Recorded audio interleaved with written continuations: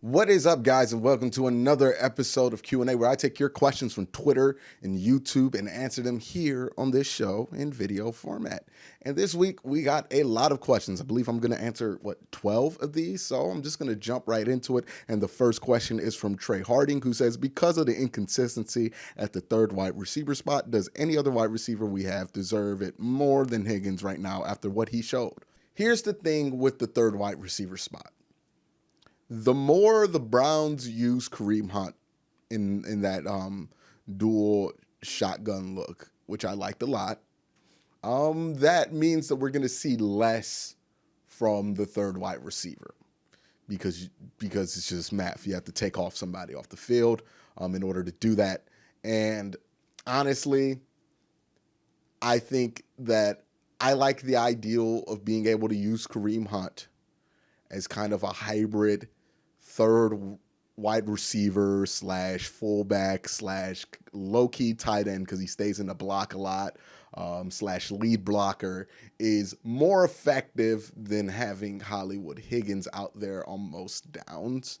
So I don't think we're going to see a ton from him. Maybe we see more from Higgins out there on the goal line because he is much better in that area.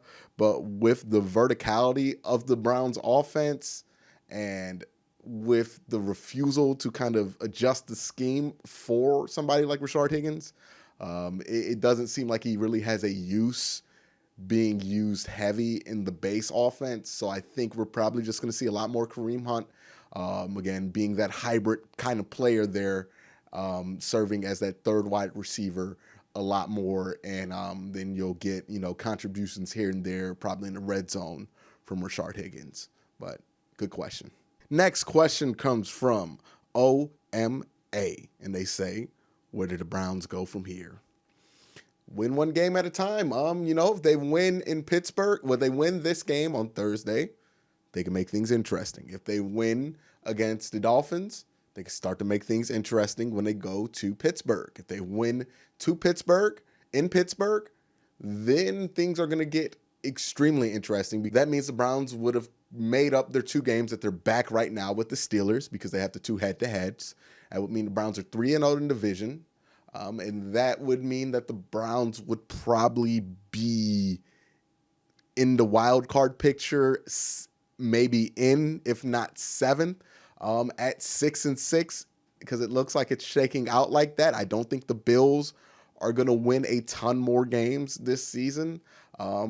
I don't think anybody else is going to break out. I don't think this is a season where you have to go 10-6 to make the wild card.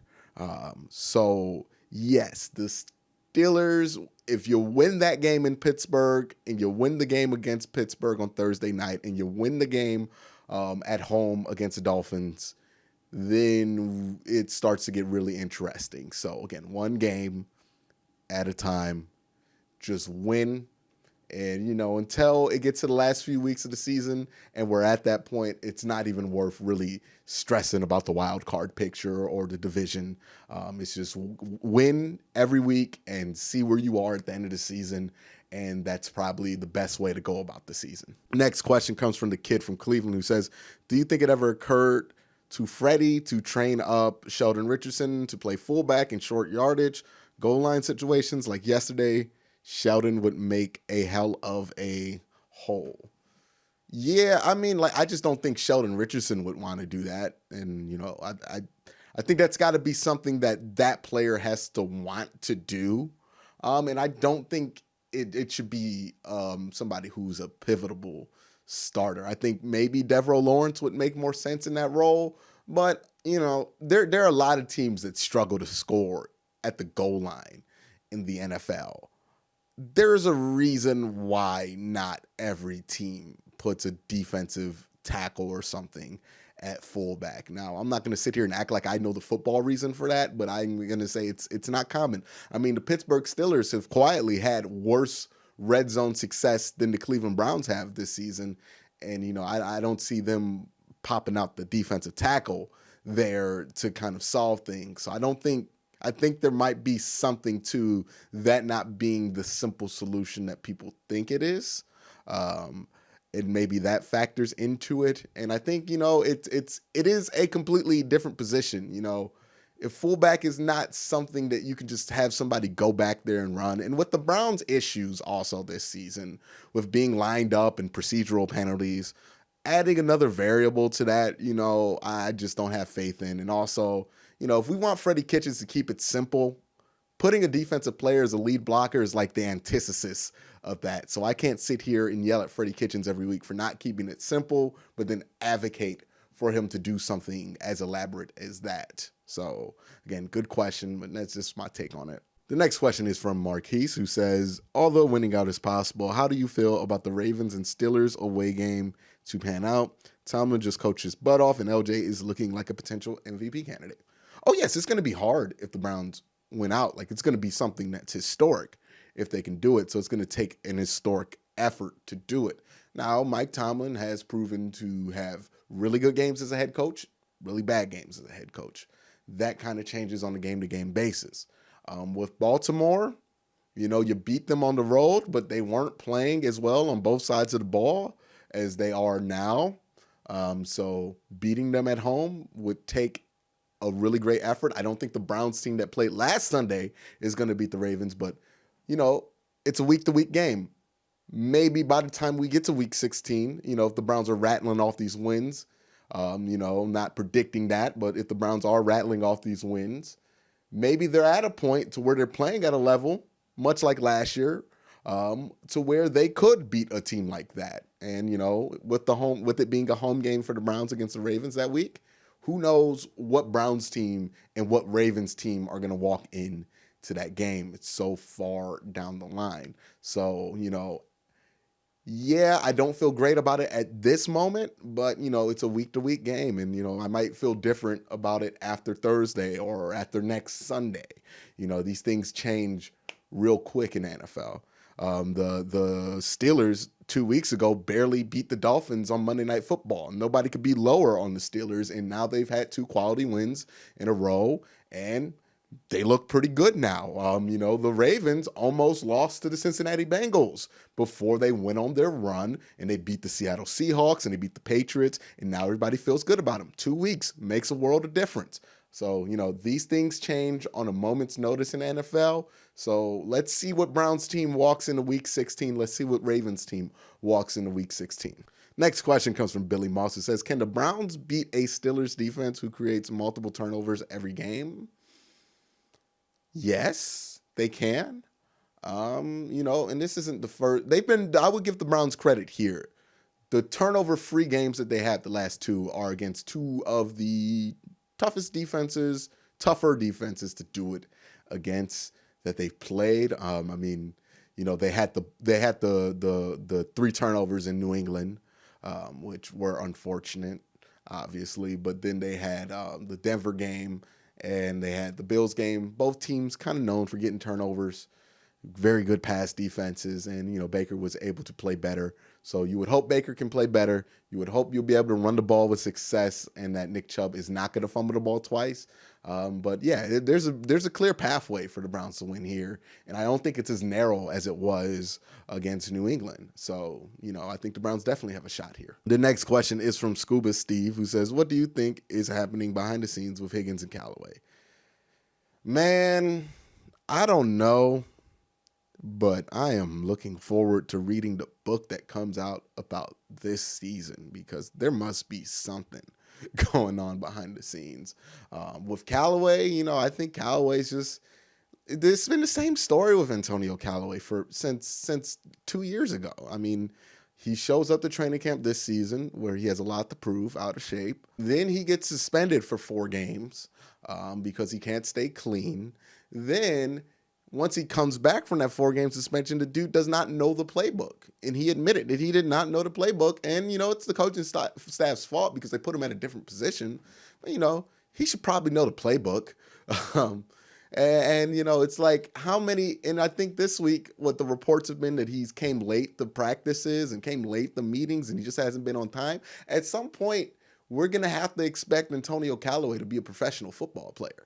And that is more than what he can do on the field. That is showing up and doing everything behind the scenes. And I don't think the Browns are asking anything unreasonable of him.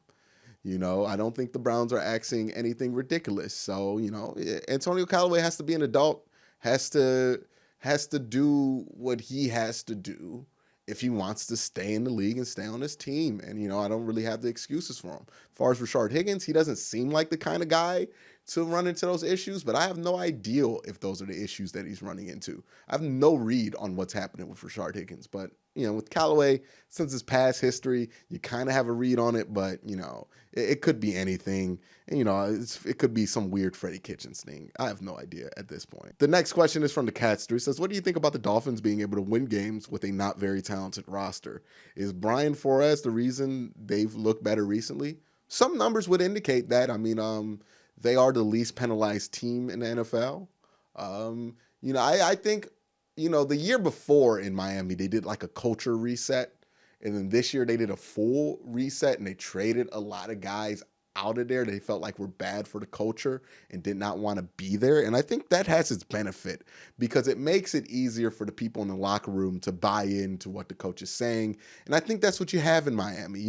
I don't know if Brian Flores is the greatest coach because he's made some very questionable decisions on defense and, as a head coach. But, as far as culture goes, as far as that locker room goes, it seems like a locker room that's buying in to Brian Flores and his message.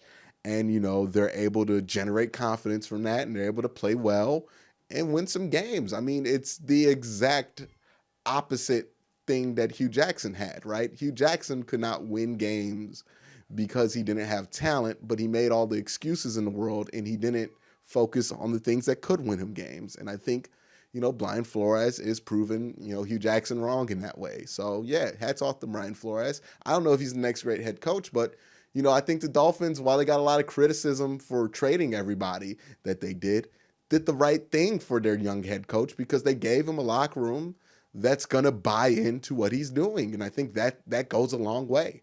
And I think that is why the Dolphins have avoided being the embarrassment that they look like they were going to be on paper. The next question is from Max Al Dojo, who says, what needs to be tightened up next? Discipline on turnovers and penalties is there. Yeah, it's been better last 2 weeks. O-line was giving Baker more time. OBJ was certainly more involved in this game. Yeah, he had 12 targets. Adding Kareem Hunt didn't upset the apple cart. Oh, the defense. Yeah. What can we tweak on defense that won't blow things up? They need to adjust to the offense they're playing and adjust in-game as things change. How? Yeah, I'm interested to see how Steve Wilks figures this out. I wouldn't be 100% surprised to see maybe if the solution is given more playing time to Sione Takitaki. I think this probably goes one or two directions. I think they play that third linebacker more because this season they just haven't. And they give those minutes to Sione Takitaki in order to slow down some of the tight ends and routes that have been killing them.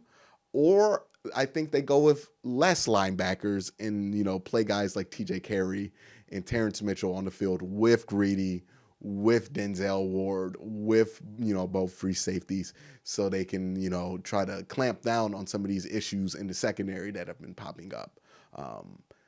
I don't know if that solves the problem. I think the problem has been there's been not great communication the last few weeks and some blown assignments. But, let's see if Steve Wilks can fix this. He had a good start to the season. I think he's been having a questionable 2 or 3 games here since the bye. So we'll see how Steve Wilks adjusts. Next question comes from Jabul, who says, how can the Browns succeed in the red zone versus the Steelers Thursday night? I think that 2 running back shotgun formation is going to have a lot to do with it. I think maybe they're going to do a lot of play action. I would honestly like to see some play action bootleg. Honestly would like to see more play action on the goal line. It doesn't look like you have the offensive line to go mano-a-mano at the goal line, just run it up the middle or run it up the gut. So I do understand they need to get kind of tricky there, but play action, probably going to play into it. Maybe some misdirection with both Hunt and Chubb being in the backfield.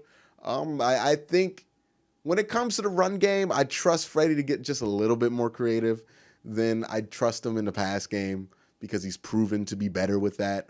And I think he'll have something figured out for this week that's going to involve both Hunt and Chubb. This question is from Stefan Milo, who says, while building on the running game, do you think that we would benefit from having a fullback? Good to see Hunt blocking and running, but how do we take the run game to the next level? Honestly, I don't think a dedicated fullback is necessarily the answer, but I would love to see them just get somebody who's just a pass blocking, run blocking tight end. Like I would be happy with that. I think that's better. I understand the argument against a fullback because with the way the Browns run the ball and what sets they're really good at running the ball with, they would really only use a fullback realistically 3 or 4 times a game. And when you only use a position 3 or 4 times a game, it's really hard to justify a whole roster spot on that. But I think you can get a compromise there by getting a blocking focused tight end. That would make a lot of the difference, and I think that would make more of a difference in the Browns offense because they don't really run out the I formation that much where you would have a fullback. They really run out of single back a lot. And, I think the fact that their tight ends are just terrible blockers have been hurting them more than not having a fullback. I think that's the issue that they need to resolve. They need to get a real blocking tight end on that roster.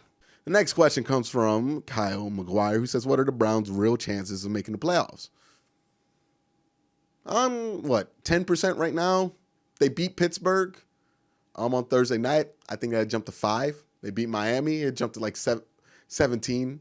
And then, if you beat Pittsburgh at Pittsburgh, then I think you make the significant jump. Then it becomes like, hey, 30-40% possible. Because that game kind of gives you a lot more leverage in a wild card than you would have now, obviously. But, because Pittsburgh is 2 games ahead of you in the wild card, and you would have won those 2 games, then that kind of flips a switch and kind of puts the Browns' destiny in their own hands. They would still have to win out some tough games there. I know they played the Bengals twice, but they're still a division foe. Beating the Cardinals is not going to be easy in Arizona. Beating the Ravens, obviously not going to be easy. And, the Bengals aren't going to want to go 0-16. They're going to give you a fight. They're not going to play to lose. So, it's not going to be an easy road, but if you win out and you beat Pittsburgh in Pittsburgh, and you're 6-6 at that point, or 5-6, I don't know what the record. I think 6-6 if you win that game. Then you have a real chance to make the playoffs. And I think you could even have an opportunity to have your destiny in your own hands as far as the playoffs go. So, again, just got to win 1 week at a time and see where your chances are at the end of the season. This question comes from Johnny Williams. It says, you still think Murray is better than Lamar? Laughing, crying emoji. Still don't think Lamar's an MVP? You wish you had him. No, I don't think Lamar's the MVP yet. Still think Russell Wilson's the MVP. But, if Lamar goes in there and does what he did against the Patriots to the 49ers, I'll change my mind. And I think he should be the MVP at that point because nobody has looked good against the 49ers. If Lamar can do that, hats off to him. Give him the MVP. But, if he doesn't, if he comes short of that, then, I think Russell Wilson deserves it. I think that's just is what it is. 22-1 touchdown to interception ratio. That's insane. So, yeah, I still stand by that. I don't think Lamar's MVP right now. And, yeah, I think Kyler Murray in the long run is going to be a better quarterback. Look what he did against the San Francisco 49ers, the best defense in like a decade. He put up some numbers against him. Kyler Murray is a really good quarterback, and I don't think this comparison and I don't think this ideal is really as crazy as some of you guys think, but, you guys are in the moment now. I'll let you guys catch up in the future, and then once we get to that point, don't say nothing to me. But, as far as that last comment, do I wish I had Lamar? No, I'm happy that Lamar's in the right situation for him. I think Baker's in the right situation for him. I think Sam Darnold's in the right situation for him. And I think Josh Allen is in the right situation for him. So, no, I don't wish I had Lamar because I know the Browns wouldn't have committed to Lamar and, he would have struggled here. And the last question comes from Brandon from B-Spy who says, would you still take Baker over Darnold? Please answer. All right. Yeah, I would still take Baker over Darnold. Yeah. Yeah. And I get it. Everybody wants their quarterback to be like the greatest quarterback of all time and that everybody else is wrong for passing on their guy. But can't we just appreciate that 4 quarterbacks went to the right situations for them? I think if the Browns had the number 1 pick all over again, they would still draft Baker Mayfield because that is the guy that makes the most sense for the Cleveland Browns. I think if the New York Jets had the number 1 pick in that draft, they would still draft Sam Darnold because that's the guy who made the most sense for the New York Jets. I think if the Bills had the number 1 pick, they would draft Josh Allen because that's the guy who made the most sense for them. And, that's their guy. That's their pick. And I think if the Baltimore Ravens had the number 1 pick, they would pick Lamar Jackson because that's the guy that made sense for them that they were going to commit to the right way. And it made sense. All 4 of these guys went to the right situation. I don't think there's anything wrong with that. I don't think we got to trash one to bring one up. I think that they are all going to be able to have good careers in the positions that they're in, that they probably wouldn't have had the same career if they went to another team. I think everybody is happy with their pick. Sam Darnold hasn't looked terrible since the Patriots game. Baker is starting to get over this sophomore hump. Lamar is doing the things that Lamar's doing, and that's great. And Josh Allen is winning games for the Bills. I think everybody should be happy with what they have. Let's face it. There was only one coach and offensive coordinator that were going to be willing to do what they needed to do to make sure that Lamar can have the career that he's having right now. And, it was the guy who's the brother of Jim Harbaugh, who coached Colin Kaepernick, and the guy who was his offensive coordinator during that period of time, who thought to themselves, man, what if we would have fully committed to how he played the game? We probably would have won the Super Bowl that year. And John Harbaugh, being the coach that Jim Harbaugh was coaching against in that Super Bowl, probably was like, yeah, that would have destroyed us if you would have fully committed. And you know what? The light bulb went on and he said, with Lamar Jackson, that's what we're going to do. We're going to commit to this guy and his play style and let his running set up his passing and let him dominate that way. That wasn't going to happen in any other team. And that's better for Lamar. It's better for the game of football. And that's better for everybody that he went to that situation. Baker Mayfield went to the right situation for him. Went to the right situation for his personality. He is forever an underdog type dude. He went to the underdog city. It makes sense. That is a perfect match. Sam Darnold is the guy who's not going to give you a quote. He's the guy who's going to be boring. And that's the kind of guy that works in New York because he's not going to get eaten alive by the media. If Baker Mayfield were in New York, his quotes would have drove him out of town despite his play. If Sam Darnold were in Cleveland, we would have said this dude's just like every other guy, every other safe guy. Get rid of him. We wouldn't have embraced him. If Lamar Jackson were in Buffalo or were in Cleveland, it wouldn't be the same as it is now. Every quarterback went to the right spot. I think we should appreciate that. But that's just my thoughts on it. Let me know what your thoughts are on any of the questions that I answered today. But thank you guys for watching. Have a great day. Have a good night.